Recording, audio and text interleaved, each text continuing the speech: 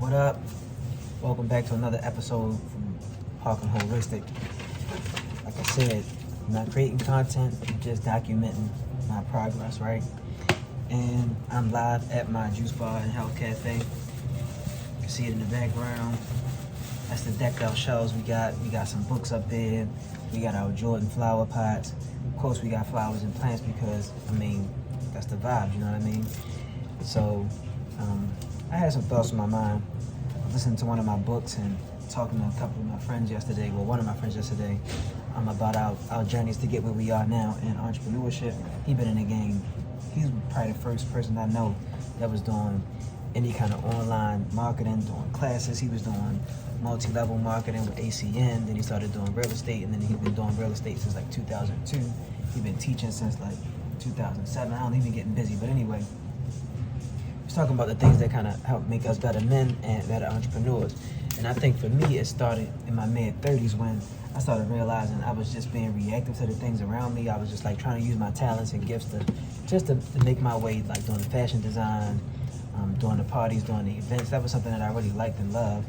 But when I got to my mid-30s, well, in my late 20s, I realized, all right, it's some real potential here for me to be like a millionaire, right? Because we grew our business, our party promotion business, to a good scale. We earned like, 6 figures or so, right? Before it all collapsed, or it all went down. But anyway, so I knew I had potential. So when I got in my 30s, I was like, well, in order for me to maximize that potential, I got to figure out like what I'm going to do. But before I got to that, I was like, what I want to do is not as important as who I want to be. So I had to decide and define for myself who I wanted to be, what kind of man I wanted to be, not what I was going to be doing for professional as an entrepreneur or in business, right? And then once I felt more confident in that and resolute, like I actually wrote it down. I put it in an index card and I put it in my wallet. I wrote down the principles that I believed in, all the things that I want to be remembered for, all the things that matter to me, like freedom, empathy, being reliable, providing security. So like I wrote down all of these things, like 6 things that was important to me. The things that motivate and drive me it's not material things. I'm a more internally motivated kind of person. I'm a great initiator and self-starter, so I don't really need anybody to tell me what to do or have external things. So I was like, well, how do I use those in my advantage, and how do I use that to become the person I want to be?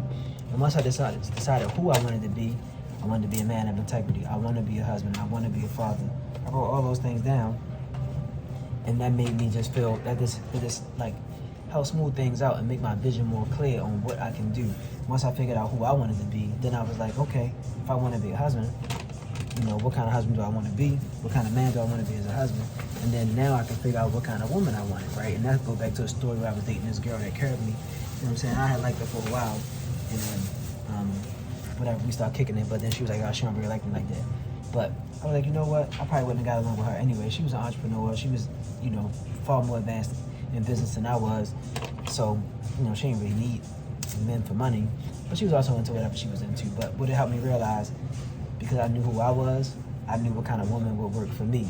So it just defining who I wanted to be clarified so many things for me as far as how I deal with relationships, intimate relationships, personal relationships, platonic relationships, business relationships, just all about knowing who I wanted to be. I want to be a man of integrity, so I'm not going to lie.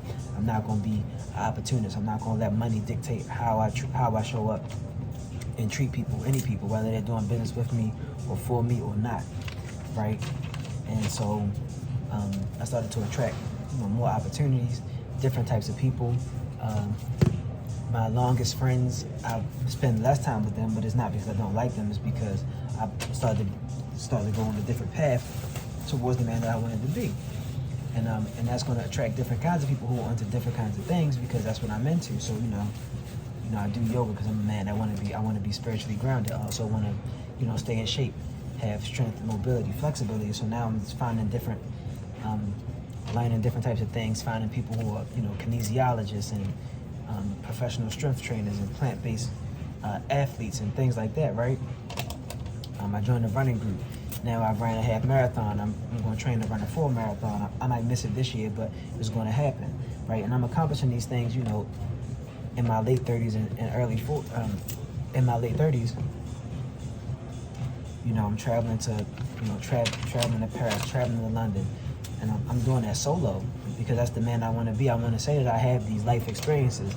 I want to be well-traveled. I want to be somewhat of a Renaissance man, but I also realize I don't want to be a jack of all trades because that's what I was doing before. So I do want to actually be a master at something, and I have the most time in and the passion for plant-based and holistic, living. So I was like, oh, well, there it is. Now I know exactly what I want to do. That's what I'm going to be doing, and that's how I end up starting this juice bar, and then that's how I end up getting a partnership with Johns Hopkins to be in this location. So I'm really grateful for the time, for that enlightenment, for that time that I sat my ass down and really thought about, what life looks like for me going forward. I knew that when we were doing our parties, I started that at 22, right? It stopped at 28, and then I started doing like other events and fashion design and all that type of stuff, right? And then I kind of lost my point, but I knew then, so the first thing I knew was if I wasn't a manager of my own, if I wasn't managing the club by 30, I didn't want to do party promotion and party promotion specifically in clubs anymore. But I also knew that because I'm kind of like a late bloomer and I take my time to do things and execute and get secure and stuff, that I wouldn't be a millionaire until I was in my 40s. And it wasn't because I was scared to try to get the money early. Money wasn't a strong enough motivator for me in my 30s to go after it. But now the path and the vision and how to acquire that. And it's not just to have $1 million. Of course you want that. You want to be comfortable. You want to have nice things. But like Jim Rohn said, become a millionaire not for the money you'll make, but for the person that you'll become. And I really believe in that because people who achieve high levels of success any type of way have good habits.